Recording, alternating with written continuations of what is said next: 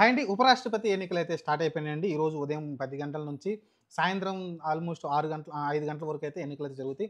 ఓటింగ్‌లో అయితే పాల్గొనొచ్చు. రాజ్యసభ సభ్యులు, అలానే పార్లమెంటు సభ్యులు ఎవరైతే ఉన్నారో ఎంపీలు వాళ్ళైతే పాల్గొంటారు.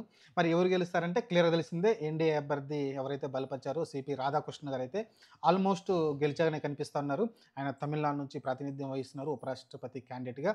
ఇంక చూసుకుంటే ఇంకా చూసుకుంటే మాజీ సుప్రీంకోర్టు మాజీ న్యాయమూర్తి సుదర్శన్ రెడ్డి ఈయనొచ్చేసి యాక్చువల్‌గా తెలంగాణ నుంచి ఇతను గూడా మంచి అంటే అంతకుముందు చాలా న్యాయ వ్యవస్థలో చాలా పెద్దగా పనిచేశారు. అలానే రాజ్యాంగం గురించి లేకుంటే అంటే ఆ తీర్పునివ్వడంలో చాలా మంచి పారదర్శకత చూపించారని అయితే ఎక్కువ పేరైతే ఇతనికొచ్చింది.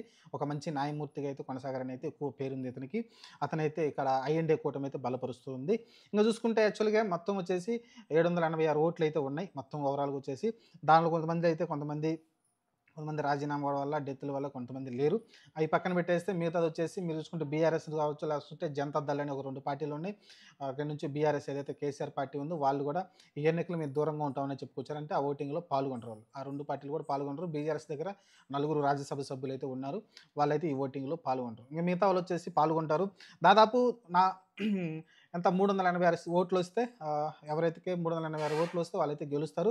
కానీ ఇక్కడ చూసుకుంటే ఆల్మోస్ట్ 425 ఓట్ల దాకైతే మనకి ఎన్‌డీఏ కూటమి దగ్గర కనపడుతున్నాయి బీజేపీ దగ్గర. ఇటువైపు ఐఎన్‌డీఏ కూటమి దగ్గర 314 ఓట్లు మాత్రమే కనిపిస్తుంది. 314 నుంచి 380 వరకు రావాలంటే చాలా కష్టం. అంత కలిసే ఛాన్సే లేదు. కాకపోతే నిలబెట్టామని జస్ట్ పరువు కోసం నిలబెట్టారు తప్ప ఆడ గెలిచే ఛాన్స్ అయితే లేదు. సిపి రాధాకృష్ణ గారు ఆల్మోస్ట్ గెలుస్తారని అయితే అవకాశం కనిపిస్తుంది. క్లియర్‌గా అర్థమవుతుంది. ఇంకా చూసుకుంటే ఈరోజు ఈవినింగ్ 6 గంటల తర్వాత అయితే కౌంటింగ్ అయితే స్టార్ట్ చేస్తారు. ఇమ్మీడియేట్‌గా మనకు రిజల్ట్ అయితే వస్తుంది. అప్పుడైతే మనం అఫీషియల్‌గా మాట్లాడుకుందాం. ప్రస్తుతానికైతే ఉపరాష్ట్రపతి ఎన్నికైతే కొనసాగుతూ ఉంది.